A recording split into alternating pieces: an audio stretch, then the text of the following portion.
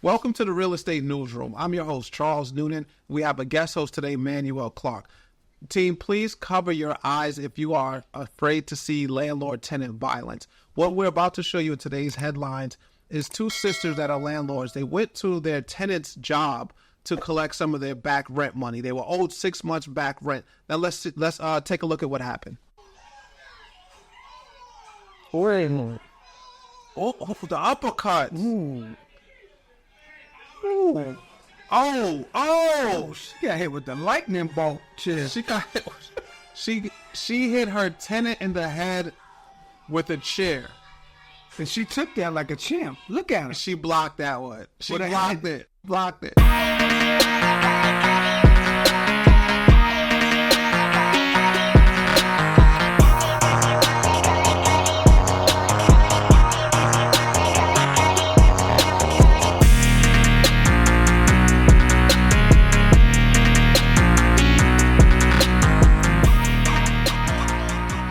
All right, so we got Manuel Clarke in here.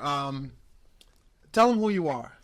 Manuel Clarke from Harlem, licensed builder in Birmingham, Alabama.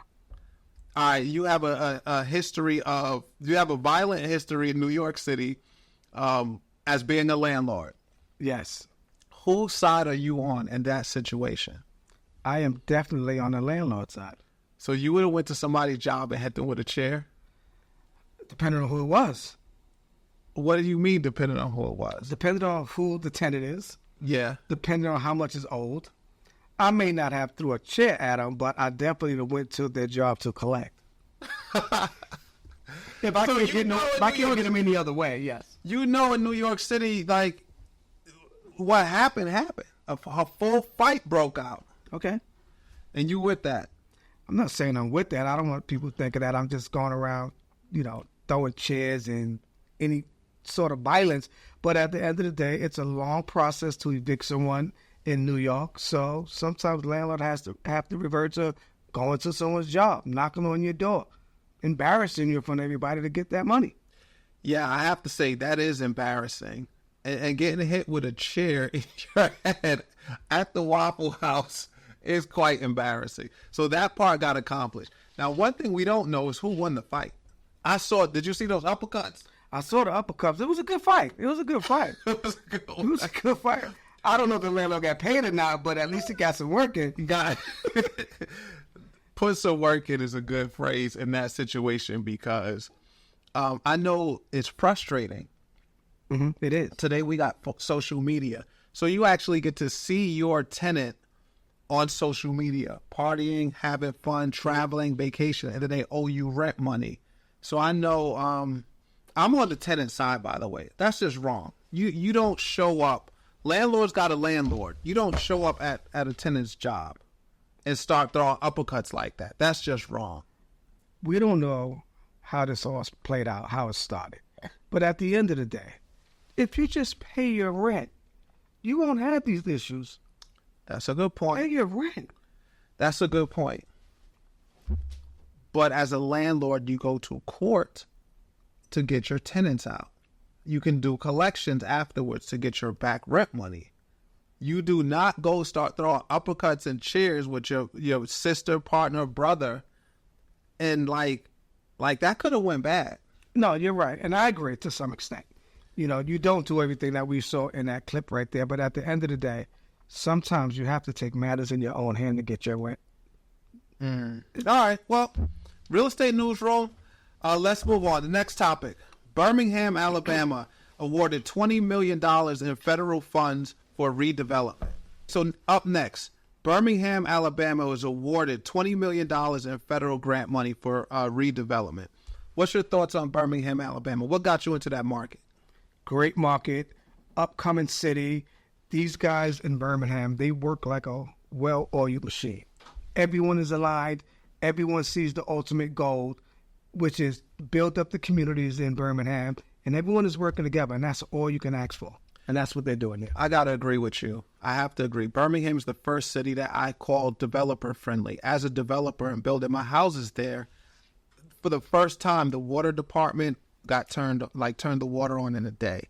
The electric company put the meter can in, and from they do the temp poll same day. Yes. Then they'll move the temp pole, the meter cam from the temp pole to the house same day. As soon as you call, they're coming out and they're doing it. Everything there is aligned. Yes. So it's no surprise to see that Birmingham got awarded this money, because that money is going to be put to use and it's being put in good hands. Right, and they're about building the communities out there, and that's exactly what they're doing.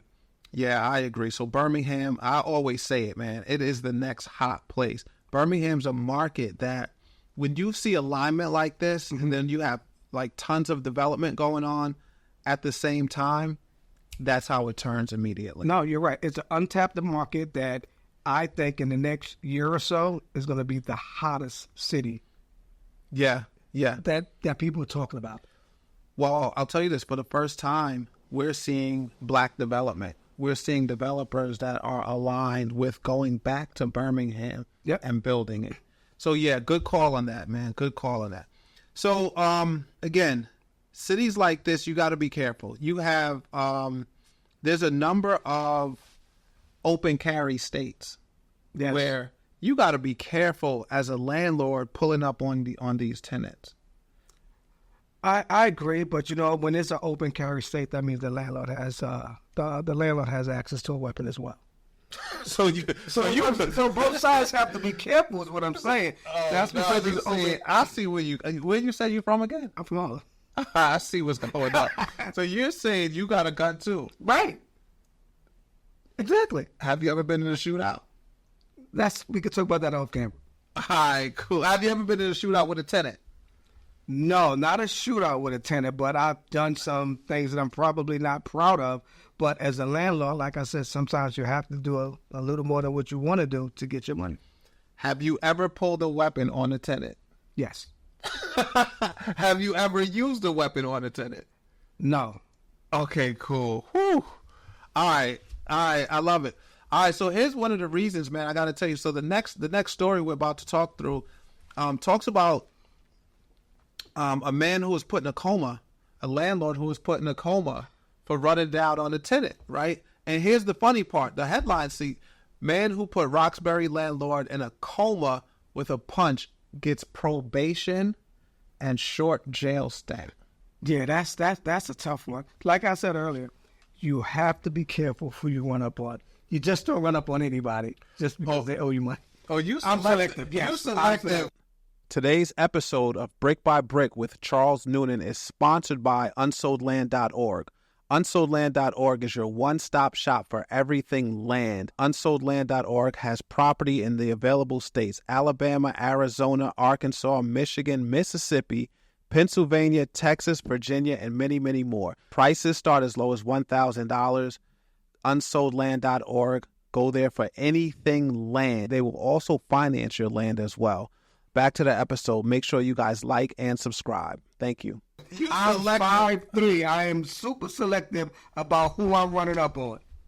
I see what's going down. And how much you owe? What do you mean how much you owe? It depends how much the tenant owes. I mean, sometimes it's better to just take the loss and try to buy him out of the apartment. And other times, if you have to be a little physical, gotta. Well, you threw somebody out before? Absolutely. Physically, like, out? No, I had the marshals with me. Okay. But because I had the marshals with me, my chest was out. They had the hammer. I didn't have to do anything but sit there and watch. Okay, I got it. I get it now. Was that like a proud day for you? It was a proud day only in the sense of I was able to actually get the tenant out sooner than I thought it would. Sooner than I thought I would. Because there's ways to get around getting a tenant out. I know some tricks to get a tenant out. You know some tricks? I know. I'm not. We gotta go through it. We gotta go through it. So look, man, just looking at this article, I want to just warn all landlords: please be careful going after your tenants. These are very trying times. Tenants are armed with and dangerous based on who they are, how much money they owe, and what their current circumstances are. So we got to be aware of like mental health issues when going through struggles, because landlords out here are getting punched in the face, they getting put in comas, they getting killed, they getting stabbed, and then at the same time, you got landlords like somebody in here who's going to come up to you for your rent armed if he feels that he can beat you. You're absolutely right. No. Excuse me. In all seriousness, to Charles's point, you have to be very careful. I wouldn't recommend a landlord running down on a tenant. Just be careful. At first, try, go through the process, landlord-tenant court. But sometimes that just takes too long. Okay. So give us top 3 tricks to get a tenant out who isn't paying. I'm going to give you one trick. I'm not going to give everything away. So here's one trick. So if you have a tenant that's in your house, the way the court system works is when you go to housing court, they don't ask you for identification. So you can have someone go as that tenant, have the lawyer sign up a stipulation that they're going to process an eviction without any further notice. So that means the court is not going to send a notice to that tenant's house. Okay. The marshal's just going to show up. And drag them out. They're not going to drag them out. They're going to show a hammer and stop it to go. I don't know. I don't know how legal that is. I don't know. I've done it, and it worked like a charm. The tenant leaves. The tenant was gone. Marshall called me, say, I'm on my way to the house. You want to meet me there? Absolutely, I want to meet you there. I want to make sure they're out. I'm speechless for the first time. I don't know how to address that. I know some landlords, though, that have paid upwards of $90,000 in a brownstone in Brooklyn to get the tenant out because the rent was $6,000 a month. And they figure, hey, let me just give them money to leave so that they can now start collecting rent. Absolutely. So that's another way that, and I don't know if that's not legal or bribery either. It's legal. Is it legal? It's legal. It's definitely legal. Okay. Who's to say it's not legal? I got a tenant in my house. He doesn't want to leave. Yeah, I can go through the housing court process, which is going to take forever. Tenant probably doesn't have any money. So if I'm willing to say, here's X amount of dollars for you can start all over and get you a place someplace else, that tenant is probably going to say, you know what? Let me go. Take this money. He's not going to put it on my credit report. I'm just going to leave, start all over. Happy. Everyone's happy. Have you ever paid a tenant to leave? No way. You kidding me? No. You going to trick them? I'm going to trick them to get them out. All right. I remember a property we owned before together, and we had to get a tenant out. Yeah, I remember. We paid for the storage facility for like a couple months. We did. We paid for the storage facility and a moving van. We paid for a moving van? I think that's how the stuff got moved out. All right, we got them out. That's all that matters. That's all that matters. No, that's not all that matters. Legally, you have to do it the right way because I don't know if you could have gotten arrested for doing what you said you did. Having somebody else show up as a tenant. Oh, I could have absolutely got it.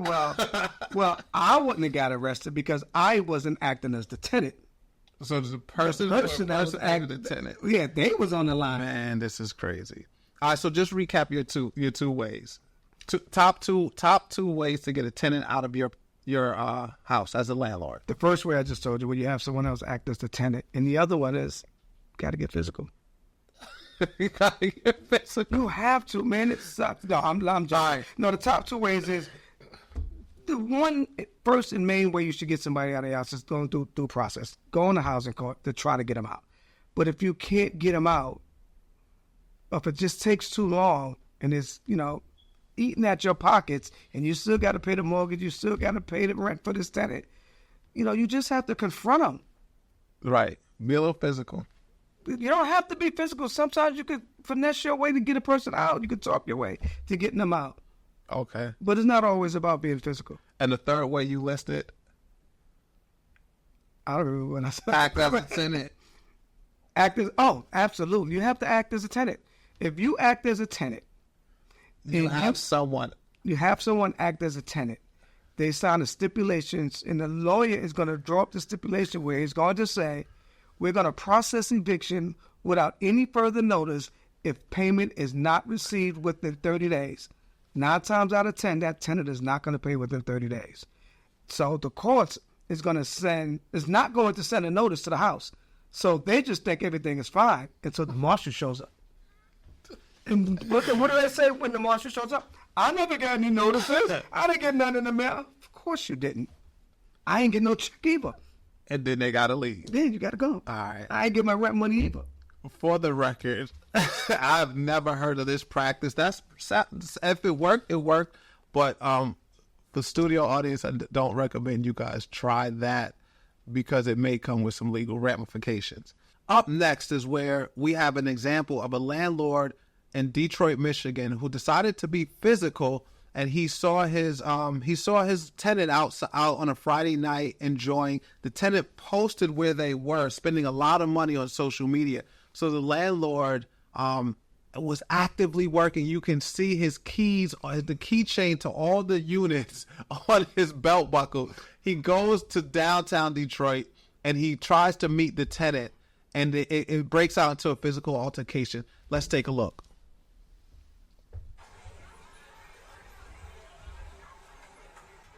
Look at him squaring up.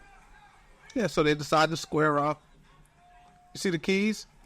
He got about 50 keys. Yeah. Uh-oh. Oh. Night-night. Night-night. Oh. Night-night. Oh, man. Man. Spaghetti legs. This is spaghetti. Landlords unite.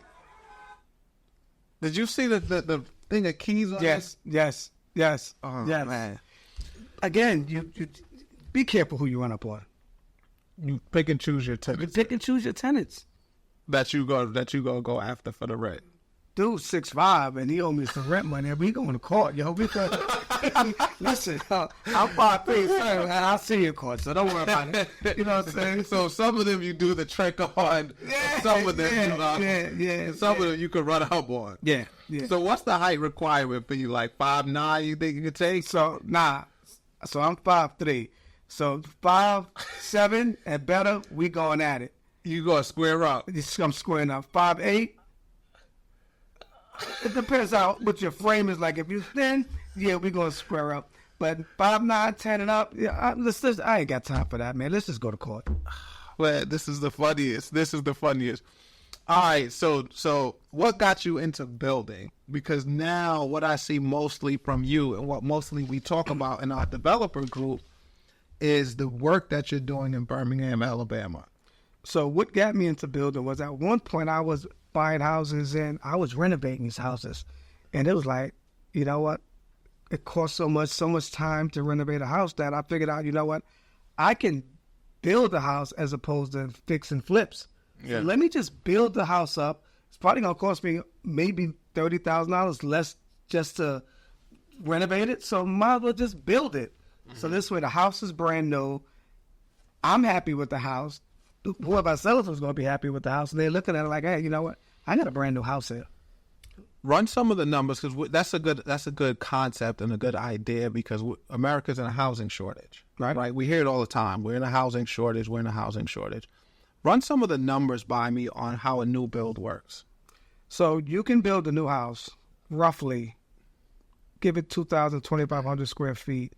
You can build a house for about $200,000. Okay. Now, 2,500 square feet is fairly big. Yeah, 2,000. Nice. You're building a house the way you want it to, your specifications, right? Okay. And obviously, the bigger, the more it's going to cost. But I've built houses between 2,000 and 2,500 square feet for $200,000. Right. That I can take that same house, and I can sell that house for maybe $300,000. So I'll make $100,000. Based on the market. Based on the market that's it depends where you're building at. Okay. And interest rates and everything like that. So now I can do that, or I can buy a house that may cost $500,000. Why would I do that? When you can just build. When I could just build it for $200,000, save $300,000. So the market in Alabama, you find is better than Michigan. You know, I'm not going to say it's better than Michigan. I'm not going to say the market is better than Michigan, because Michigan has a good market. It's just that the municipalities are just not aligned together. Because there are a lot of properties in Michigan that you could buy. There are a lot. But if the municipalities are not together, it just makes everything harder. The contractors, if they're not together, it just makes everything more difficult. In Birmingham, contractors, they want to work. Yeah. You know, this is a job for them. This is what they do. This is not, let me just fix something up right quick and go work on the next house. No, they get busy. Here's what I see the main difference is. and I didn't know this prior to entering the Midwest. In the South, in the North, the South, and the far West, right? Mm-hmm. Every Home Depot has people there ready to work. You go at 6 o'clock in the morning, you can find a roofer. Yep. You can find a carpenter. You can find a plumber if you had to. Yep. In the Midwest, let's just say Cleveland, Cincinnati, Detroit, they're very much so black, and I don't see a bunch of Mexicans at the Home Depots there. Are you finding the same thing? Absolutely. I am finding the same thing. There are not a bunch of Mexicans at the Home Depots in Birmingham, Alabama. But there's people that look like us, and they work it. In the Midwest, you found? In Birmingham. Okay. But in the Midwest, in Detroit, no. So your crew, your subs that you're hiring in Alabama are black? Absolutely. I love it. I love it. My builder's black too, the two that I work with. Okay. And I'll tell you this, I would be very cautious to have builders in Detroit build for me. Uh-huh. I hate to say it. I mean, there are people, I love them. I love my people to death. I want to see everybody win. But when it's time to build, they're the most scammingest people ever. Detroit? Oh, my God. I hate to say it. All right, so hey, do this for us, because we have properties in Detroit. Do this for us. Give us 2 things that you can do to protect people from being ripped off in Michigan. In Michigan, one thing that you should do is definitely do your due diligence in terms of vetting who works for you. Get a licensed contractor. Do not go to Home Depot. Do not go to Home Depot and find your contractors in Detroit, because 9 times out of 10, you're going to get robbed. Okay, cool. So do your due diligence, vet them, and you say don't get them from Home Depot because they're not licensed. They're not Or at least if you do go to Home Depot, make sure that they're licensed. Right. And, and even if because there are some really talented, brothers out there in Detroit that can really get the job done, just don't pay until the work is done. Well, that's kind of hard. It's going to be a challenge, but pay as little as you can as the work gets done. A lot of people go out there and these guys sell them dreams and say, I'm going to do this in this amount of time, do this, that, and third. And they don't do anything. Once they get some money, they go on to the next project somewhere else. Okay, so when you build, one of the things I hear you talk about in our development meetings that we go to is that you have the money to do the work up front and you get paid on the back end. A lot of times contractors, the subcontractors that we hire out, or the subcontractors that don't have that liquidity, they have to charge something up front. Yeah, they have to charge. I'm not saying don't. I'm just saying be very careful. Okay. You have to, they're not going to work for free. They're not going to do, they're not going to start working and not get anything. But just be very careful. So for the first time last week, I recently announced that I'm doing a national conference called Let's Build Birmingham. February 21st to February 22nd, we're doing a conference for the first time, anything of its kind in history. We're going to have builders in one room, architects, attorneys, title attorneys, trust attorneys, the realtors, as well as the site prep teams that are in place. We're going to have everything that you need to be able to pick, purchase, profit, and protect your first real estate investment property. So for the first time, I'm going to ask you, Manny Clarke, the builder. Yes. Will you be at the conference? The answer is yes. I will be at the conference. What does your schedule look like for like Q1 and Q2 of 2025? I'm available, and if anyone is looking to get a house built at Birmingham, Alabama, I suggest you give me a call. I can be reached at 205-994-6594. I'll say that one more time. 205-994-6594. Can you build in the whole state? I can build in the whole state of Alabama. You're licensed in the whole state? The whole state of Alabama. Do you cover any other areas outside of Birmingham? Like, would you go up to Huntsville? Would you go down to Mobile? I would, for my people, for someone that needs a house built, we'll go anywhere. You'll cover the whole state? We'll cover the whole state. Awesome, man. That's rare. And then not only that, I mean, we have the capacity where we can build 8-10 houses at a time. Okay. So we'll go anywhere. And how does that work? Like, you tell me, how does that work? So we just stagger everything out. So as we working on one house, we can work on 10 houses at a time. But like I said, we'll stagger everything out. We'll start something in house one and just keep moving it all the way across the house type. So you'll do foundation, foundation, foundation, foundation. Exactly. Framing. Framing, all the way across the board. So is there like a 10-week lag, or is it, can they all kind of like be built? They all can be built pretty much simultaneously. Nice. All right, cool. Give that number one more time, man. This is going to be awesome. Yes, that number is 205-994-6594. Can't wait, man. Thank you for joining the team today. I appreciate you coming in and sharing some unique, interesting game on being a landlord in New York City, across the country, what you should and should not do to get your people out. I appreciate you coming, man. Thanks for having me, bro. All right. So that wraps up this episode of the Real Estate Newsroom with Charles Noonan and guest host Manuel Clarke. Thank you.